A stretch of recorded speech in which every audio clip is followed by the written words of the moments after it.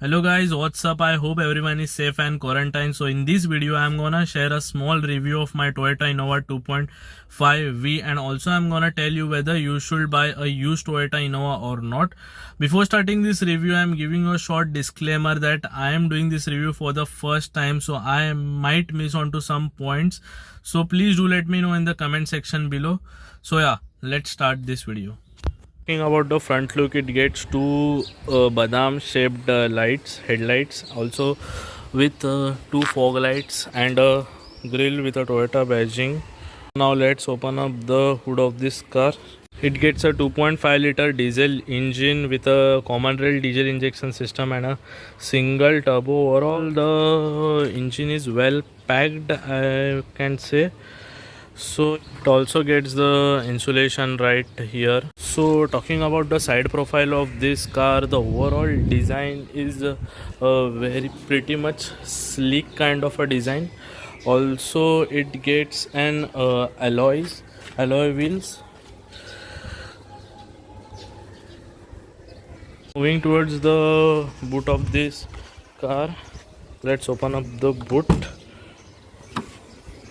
So yeah, as you can see, there is not much boot space. All the seats up, you can store a lot of luggage inside this car. Also you can just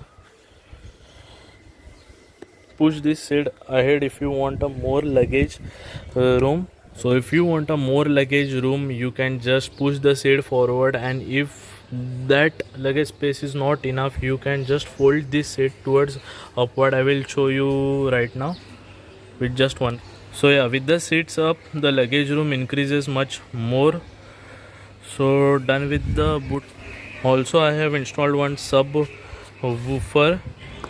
Closing up the rear boot, on the rear windshield you get a rear windshield wiper. Also this car gets a body kit, rear bumper body kit, as well as side skirt.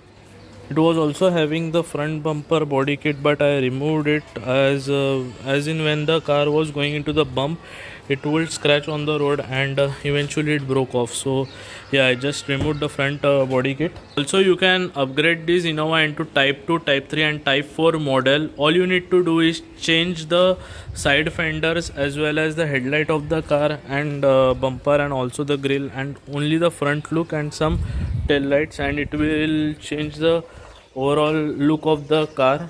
So let's just sit in the second row of this car, and overall I will say that the under thigh support is pretty good. Also it gets an AC vents over here.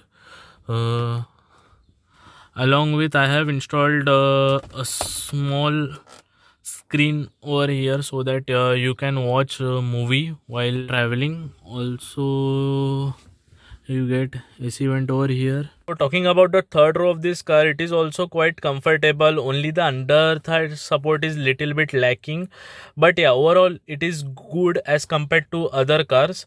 So let's jump onto the front driver seat.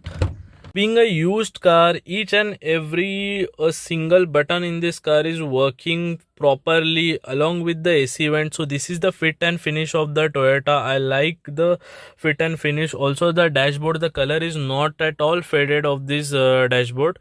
Overall the fit and finish is wow, just wow. Everything is just working. So coming towards the door panel, we get power window buttons as well as lock and unlock button, along with window lock function for child safety. It also gets a reverse parking sensor, which I have installed aftermarket. Also it gets a clock over here, so you can see the time, which is a pretty good thing. So yeah, let's just start up the car. It gets a telltale lights. So overall the instrument cluster gets an RPM meter with a speed meter along with a fuel meter and a temperature meter. So overall it is a basic but a very informative speedometer, I can say. So talking about the main feature, it gets ABS as well as two airbags, one on the passenger side and one on the driver steering side. I have installed the Android stereo on this car, which works pretty good, I can say. Also, you can just turn on the rear AC with this single button, and it just cools the cabin in no time. So the car has clocked 1,46,884 kilometers.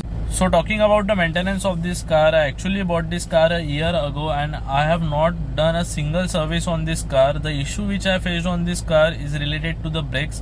Both the front brakes were jammed. I need to replace both the front brake calipers as well as the brake disc. Also the ABS light was popping out, so I got it checked from the Toyota service center, but the Toyota service center guys was not able to recognize the problem. Then I got it solved from the outside service center. So the thing with this car is that you cannot just get it checked and repaired from the local mechanics. You need to get it checked from the trained technician, and I would suggest that you do the service or repair related stuff from the service center only. So I have spent more than 50 to 60,000 on the brakes related problem. There is not a single problem in the engine of the car, as the service was done by the previous owner when he sold the car to me. So if you are planning to buy a budget used family car, I would recommend this car to you. It is the best family car. The comfort on this car is next level. Also, the starting price of this car in the used car market is 3 to 3.5 lakhs depending upon the variant. Also it gets a 3 variant, 2.0 petrol engine with 2.5 GX variant and 2.5 V variant. The 2.5 V variant is a top line model. 2.5 G model does not get airbags and ABS, but if you move towards Type 4 now, then you will get airbags in G variant. So yeah, depending upon the variants, the price differs. Well, according to me, it is the best car, best family car in the used car market. So the answer for me, should you buy a used Toyota Innova? The answer is yes. The reliability of the Toyota is pretty good. So yeah, let's just wrap up this video. So if you like this vlog, do hit a like button. Also, if you like the review, please do let me know in the comment section below, so I can do much more review on other cars and post it on my YouTube channel. So yeah, this is Moto 650 signing off. We'll see you in the next video. Till then, stay tuned.